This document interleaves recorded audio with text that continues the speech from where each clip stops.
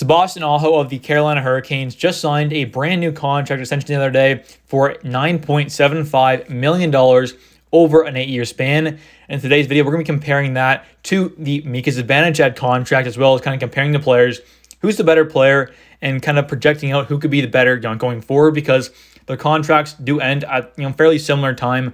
Mika's ends when he's 36, and Aho's ends when he's 35. So they're both kind of fairly similar there in that sense.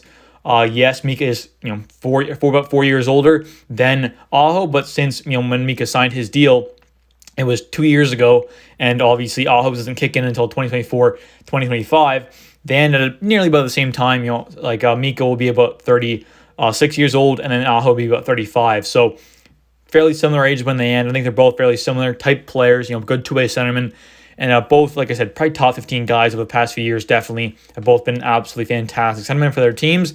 And I think, they're both fairly similar deals as well, not too far off. Aho's contract is $9.75 million over an 8-year span. And then Mika's, when it was signed, was an 8-year deal at $8.5, but only has 7 more years left on that deal, including this season. So, pretty solid deal, I think, for both sides, team and player. I think for both teams, both Carolina got a good deal and the Rangers got a good deal on their signings here with this. But we're going to be comparing the contracts here, and let's get right into it here. So starting off with Mika Stats, I think he's really good. Obviously, he's one of the top centermen in the league right now. He's been absolutely fantastic over the past 2 years. This year had a 91-point season, 82 games played, was absolutely fantastic. 39 points, almost a 40-goal season, almost a second 40-goal season, while having 52 points, plus 25. Did have 39 points on the power play, 20 power play goals, 19 power play assists, shorthanded goals, shorthanded assists. So he obviously plays a very big role on the Rangers' #1 PK as well. And, Aho is a fantastic penalty killer as well. But I do think that, Zibanejad has some absolutely fantastic stats. He's definitely a 40-plus goal caliber guy. I think for the next at least 4 or 5 years, he'll be a consistent 30-plus kind of goal scorer for sure. Some years I'm sure he'll hit 40 again, but I do think that he's going to be a consistent kind of 30-plus goal guy at least for the next 4, 5, 6, 7 even years maybe, because even with his mid to late-ish, 30s, once he hits that 36 kind of range, right to when that contract's about to end, I still think he's going to be a very good player. With the way he plays, he doesn't rely on his crazy speed or anything like that. He's a big body, bit more of a two-way kind of power forward / build. He's 6'2", 202 pounds. He is a big body, really strong on the puck. So I think his game really translates into his later years when he's not going to be as fast as he is right now. I think he'll still be an absolutely great player. I think we've seen with a lot of guys with this type of build that you can still produce later on in your career. And I'm not saying he's Ovechkin, but I think they both have that great one-timer. They both are big, kind of power forward-ish kind of guys. Obviously Mika's not quite as much of a power forward type build, but he's still, I would say, a power forward / two-way guy.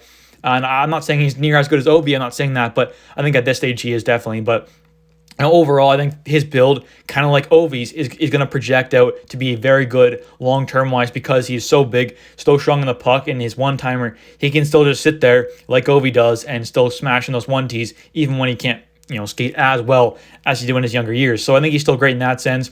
He's averaging 19 minutes and 58 seconds per night as well, with a 15.5 shooting percentage this year. Absolutely fantastic. The year before had 81 points in 81 games played, 29 goals, 52 assists. Very good there, a plus 30 as well, which is just fantastic.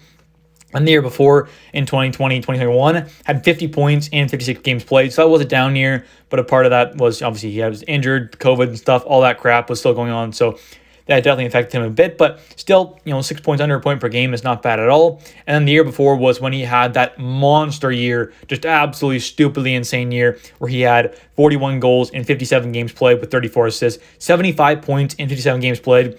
And when the season ended there, I believe it was March, whatever it was, that was when, the month prior, he had an absolutely stupid goal pace there. He was scoring over a goal per game for a while. He was just on absolute fire. And then the season came short, which I think he would have definitely for sure passed 50 goals, maybe even gotten close to 60 if COVID didn't happen and stuff. So he really got screwed there, and it definitely sucks to see, because I thought he really had a chance to hit 55 plus, maybe even 60, but obviously we didn't see that happen. And in the playoffs, he has been absolutely fantastic as well. This year's playoffs, 7 games played, 4 points, 1 goal, 3 assists, wasn't quite as good as normal, but the previous season we went to the conference finals against Tampa, had 24 points in 20 games played, 10 goals, 14 assists, was absolutely fantastic. So he's definitely been really good in the playoffs. He's still doing that two-way game, still PKing and stuff and getting the job done, which is what you want to see. And like I said, he's 7 more years left at $8.5 million, a full no-move clause for the rest of that contract as well, which is, I think, is going to be more than fine. We're not going to move him because he's going to be the number one center for at least the next 4 or 5 years, I'd say. So I think he's still a very good player. And taking a look at Aho's numbers here, Aho is fantastic as well. He's really great. He's, like I said, only 26 still, so very young. Could get even better, but this year had it down here in points, 67 points, 75 games played, 36 goals, 31 assists. Not the best for him, but only 15 power play points. That's something to take note of as well, is that, quite a bit of his points are 5-on-5 as well. And same thing with Mika. Mika has a lot of points 5-on-5, but, obviously Sebastian had, 67 total points, and only 15 of them were on the power play. So that is great to see as well. And he had 3 shorthanded goals, 1 shorthanded assist. So had 2 more points on that on PK there as well. It's not bad for him. But overall, I think they're fairly similar. Obviously, Mika had the much better offensive year this year. But overall, I think they both played really well. The previous season, Aho had 81 points in 79 games played, plus 18. Not bad there. This year, though, had a much more power play points when he had 28 there. So obviously he had a ton more power play points that year. So I think he's definitely most times going to have at least like 20 plus, power play points for sure. But I think overall, still a good year there. And then the previous year after that, 2020 and 2021, again, that shortened year, he had 56 games played, 57 points. So hasn't done too many years of like way over a point per game. I mean, the only year he's really been well over a point per game was 2021 and 2022 when he had 2 more points than a point per game. And then back in 2018, 2019 had 83 and 82. So other than that, has not been above a point per game. So I think definitely offensively, there's no question. Mika is the better offensive player. He has yet to get a 40-goal season as well. Mika's got 1 already. Mika also had a 39-goal season. Aho does have a 38-goal season, but that year also was under a point per game. So I think overall, offensively, it's not even really a question that Mika is better offensively. But in the playoffs, though, Sebastian has been absolutely amazing offensively. This year, had 12 points in 15 games played. The year before that, 11 points in 14 games. The year before that, 11 and 11. The year before that, 12 and 8. The year before that, 12 and 15. So offensively in the playoffs, he has been amazing. 63 total games played, 58 points. Yeah, like that is absolutely unreal. Definitely really fantastic there, and has a total of 14 points of those 35 on the power play in the playoffs as well. So very good there, and I think he's definitely not the reason offensively why the Carolina Hurricanes have had their struggles in the playoffs in the past. I think he's definitely a guy who's produced. It's just guys like Svetch, who's been hurt this year, and definitely they're missing stuff like that. I would say that overall, though, Mika is the better offensive player. Playmaking, scoring, kind of all that good stuff. I do think overall Mika is the better offensive player. But taking a look at the Selke voting, obviously it's not the end-all be-all for who is the better defensive player, but it definitely has some meaning for it as well. And kind of a good general thing to take a look at as well, because the Selke voting is, who is the best defensive forward. And taking a look at that, this past year, Mika was 16th place, in the previous year 15th. And then comparing that to Aho, who this year was 28th, which is obviously way back, Mika was 16th. And the previous year, though, Aho was 14th compared to Mika, who was 15th. So the past couple of years, obviously Mika has kind of won that the past 2 years. But if you add in the third year, though, then that third year, Aho was 25th place, where Mika didn't have a place at all. So overall, though, I think they're both very similar defensive players. You can take a look at kind of like the defensive win share kind of thing, and Mika wins by a bit. But I think overall they're pretty similar defensive forwards. You could probably honestly give the edge to Aho, and I definitely understand that. But the numbers, Selke-wise, at least say Mika has been a bit better, but I think they're very, very close defensively. But if you give the edge to Aho, I can understand that. But I think overall, they're both very good two-way centermen.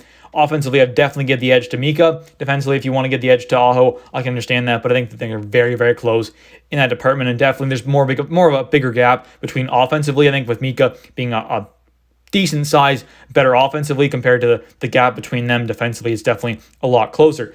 But comparing the contracts, though, and deciding who is the better value kind of contract, I think overall they're both very good. And like I said, Mika will end his contract at 36 years old. Aho will end at 35. Mika only has 7 more years left, whereas Aho doesn't even has like kind of 8 years left once it starts in 2024. 2025. So like overall, the cap percentage wise, Mika has a 10.43 compared to Aho has an 11.68. So overall, I would definitely say the better value contract is Mika's. And they both have pretty much full no move clauses. Mika's is a full no move clause until 2029, 2030, where he has 7 days prior to the trade deadline. He turns it into a 21 team no trade list. So pretty much a full no trade clause. And then you have Aho, who has a no movement clause up until 2031, 2032, where he has a 15 team no trade list in that last year. So pretty much both have full no trade clauses up until the last year. I think overall, though, value-wise, I would give it to Mika. I think Mika will probably age a bit better as well, but I think overall, they're both still going to be great players for the entire contract. And still, even at 35 years old, when they're both in their mid-30s, at the end of these contracts, I think they're still going to be probably decent value contracts. Maybe not the best, but definitely still pretty solid, because let's remember, the cap is going to skyrocket over the next few years. I think both contracts are going to look like great contracts in like 3-4 years. When we're taking a look back at these, they're both going to look absolutely fantastic. But I would say that, overall player, Mika is the better player. But I do think that the contract, obviously being 1.25 mil cheaper, is definitely better for Mika. But anyways, guys, let me know your guys' thoughts in the comments down below. Do you agree with me? Do you think Mika is the better contract and better player? Let me know your guys' thoughts. Thanks for watching, and see ya.